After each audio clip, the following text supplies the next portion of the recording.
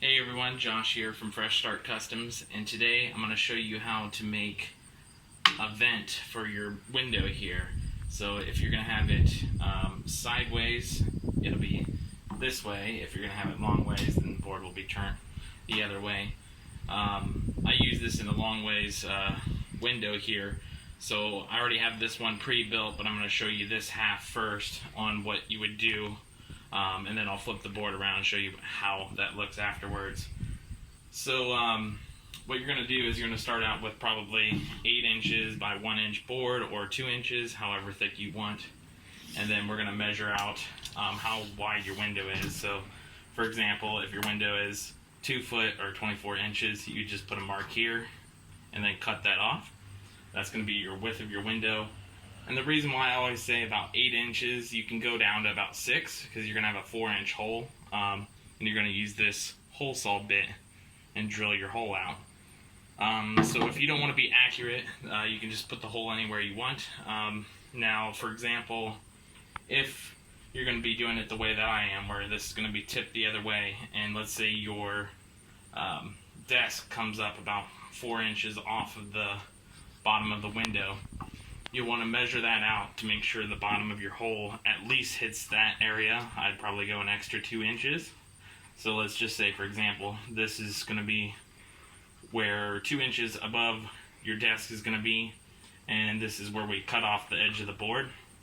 This is going to be the bottom of that hole saw bit, and then you can mark the top of the hole saw bit or measure out 4 inches and make another mark. And then you'll have to measure the difference for the center of the hole. And then you can do the measurements to center this on the board this way too. This is a little bit shorter than 8 inches, so wherever your center comes out to be, this one would be right about here.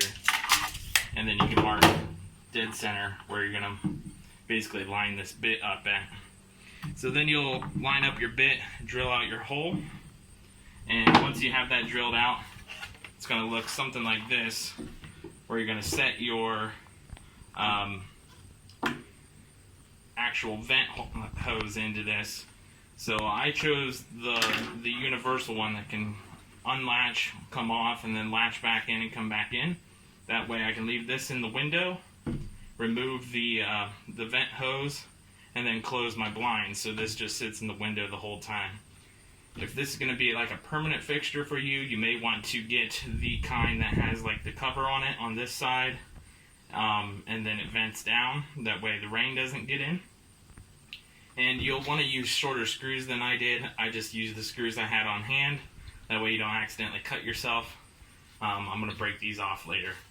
So that's pretty much it, you guys. That's how you go ahead and make a window vent cover for your exhaust. Alright, you guys, so here's the actual window that I have this in. As you can see, right here's my connector that I was talking about. You can just go ahead and twist that on, and it locks right into position. And then all I have to do is open my little window here and slide it open. And then I can put this little unit in the window and lock my window shut. If you don't want this like gap here, you can put like a little rubber seal if you want, but it doesn't really bother me. But that's it. That's how it goes right into the window. And then when I'm done, you just open the window up, pull the unit out, close your window, and then lock the window. And then I just twist this off, and I let it lay right onto the side here.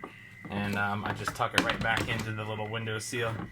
And then close my actual blinds, and then you never know it's there from the inside.